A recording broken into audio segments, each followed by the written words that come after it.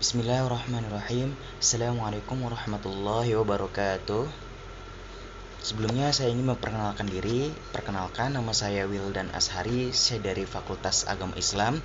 Prodi saya Ilmu Al-Quran dan Tafsir. Dan di sini saya akan membahas terkait materi tafsir dan mufassir. Apa aja sih pengertian dan macam-macamnya? Mari kita bahas. Oke, kita sekarang langsung saja membahas terkait apa sih pengertian tafsir dan mufassir ini, seperti apa? Jadi Al-Quran merupakan kitab suci bagi umat Islam untuk menjalani kehidupan sehari-hari. Sebagai wahyu Allah Subhanahu wa taala yang diturunkan oleh Nabi Muhammad sallallahu alaihi wasallam, Al-Quran ini mengandung berbagai petunjuk, hukum, dan nilai-nilai moral yang harus dipahami dan harus diamalkan oleh setiap muslim. Namun, tidak semua ayat Al-Quran ini dapat difahami secara literal, secara langsung. Karena bahasa Arab ini terkenal dengan bahasa yang tinggi, ungkapan yang sangat sulit untuk difahami. Jadi turunnya ayat-ayat tersebut, oleh karena itu diperlukan ilmu yang dapat membantu dalam memahami dan menafsirkan Al-Quran dengan benar, yang kemudian dikenal sebagai ilmu tafsir. Oke, sebelum kita mulai, kita harus paham dulu nih terkait temanya tafsir dan mufassir ini seperti apa, seperti itu.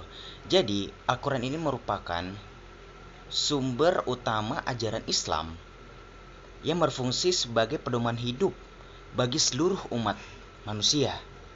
Sebagai kitab suci yang diturunkan kepada Nabi Muhammad sallallahu alaihi wasallam, dan juga Al-Quran ini memuat prinsip-prinsip kehidupan yang mencakup aspek akidah, ibadah, dan hukum syariat. Namun, karena Al-Quran diturunkan dalam bahasa Arab dengan bahasa yang tinggi, jadi tidak semua orang dapat memahami makna yang terkandung di dalamnya dengan Al-Quran. Agar pesan yang terkandung di dalamnya dapat difahami dan disamakan dan diamalkan secara besar, dan ilmu tersebut dikenal sebagai ilmu tafsir yang berperan dalam menjelaskan maksud dari ayat Al-Quran sesuai dengan kompleksnya. Oke, mungkin dalam pengertian tafsir dan mufassir sudah paham. Sekarang kita beranjak ke materi selanjutnya. Apa perbedaannya tafsir, takwil, dan terjemah? Kalau tafsir itu menjelaskan makna ayat secara terang dan jelas, dan bisa pakai ilmu bahasa atau asbabun nuzul dan lain-lainnya. Kalau takwil menafsirkan ayat lebih dalam atau tersembunyi maknanya. Kadang juga memakai pendekatan makna kiasan. Dan kalau terjemah, menerjemahkan langsung ayat dari bahasa Arab ke bahasa yang lain tanpa penjelasan. Seperti itu. Oke, baik, sekarang kita beranjak ke materi selanjutnya. Gimana sih cara kita menjadi seorang mufassir ini? Gitu. Jadi ada step-stepnya nih. Syaratnya ini seperti apa? Gitu. Yang pertama, kalau kita ingin menjadi seorang mufassir, kita harus paham yang namanya ini bahasa Arab. Kita harus bisa yang namanya ini nahwu, shorof, balaghah. Kita harus menguasai itu semua. Dan yang kedua, pastinya kita harus menguasai ilmu tafsir dengan metode penafsiran supaya tidak terkecoh. Dan yang ketiga, pastinya kita harus paham yang namanya ini Al-Quran dan asbabun nuzulnya, turun ayat ini seperti apa, seperti itu. Dan yang keempat, juga kita jangan lupa harus juga menguasai hadis Muhammad sallallahu alaihi wasallam. Dan yang kelima, kita juga harus menguasai namanya ilmu fikih atau bisa dibilang usul fiqh, seperti itu. Dan yang keenam, kita juga harus menguasai ilmu akidah yang benar. Dan yang terakhir, kita juga harus memiliki akhlak yang niat yang ikhlas dan lurus. Jadi seperti itu syarat-syarat kita menjadi mufassir. Oke, baik.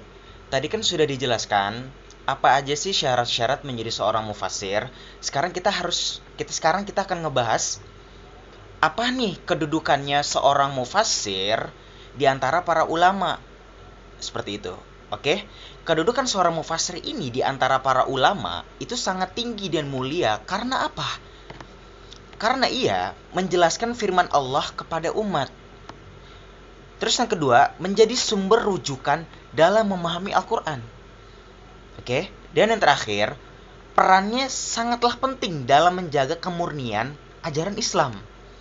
Jadi intinya, mufassir ini itu penjelas utama wahyu Allah. Jadi ilmunya ini harus luas dan amanah ya. Seperti itu. 2,000 years later, 6.5 hours later, a few inches later, day 2, day 3, day 4, a few moments later. Oke, baik. Jadi kesimpulannya, seorang mufassir ini harus punya peran penting dalam menjelaskan Al-Quran kepada umat. Seperti itu. Jadi jangan asal aja seperti itu. Jadi kita harus jelas ayat Qur'annya seperti apa, asbabun nuzulnya turun ayatnya seperti apa, seperti itu. Dan untuk itu, ia harus juga punya ilmu yang luas, akhlak yang baik, dan niat yang ikhlas dan lurus. Jadi kalau misalkan kita masih mempunyai akhlak yang kurang baik atau seperti apa, kita harus belajar introspeksi diri dulu untuk menjadi seorang mufassir. Seperti itu. Dan juga tafsir itu membantu memahami isi Al-Quran dengan jelas. Sementara takwil menggali makna yang lebih mendalam. Dan terjemah hanya menerjemahkan tanpa penjelasan. Dan hadis juga jadi sumber hukum Islam setelah Al-Quran. Oke, jadi jangan kita ini terpaut sama Al-Quran saja. Hadis kita tidak lihat seperti itu. Jadi Al-Quran juga, hadis juga, supaya sempurna seperti itu. Dan juga hadis jadi sumber hukum Islam setelah Al-Quran. Dan Nabi SAW juga menyampaikan dengan berbagai cara kepada para sahabat seperti itu. Jadi memahami tafsir dan hadis itu sangat penting agar kita bisa memahami Islam dengan benar seperti itu. Jadi mungkin itu saja yang bisa saya sampaikan. Jikalau ada benarnya itu datang dari Allah, jikalau ada salah itu datang dari saya sendiri. Wabillahi taufiq wal hidayah. Saya dari Fakultas Agama Islam, dari Prodi Ilmu Quran dan Tafsir. Saya undur diri. Assalamualaikum warahmatullahi wabarakatuh.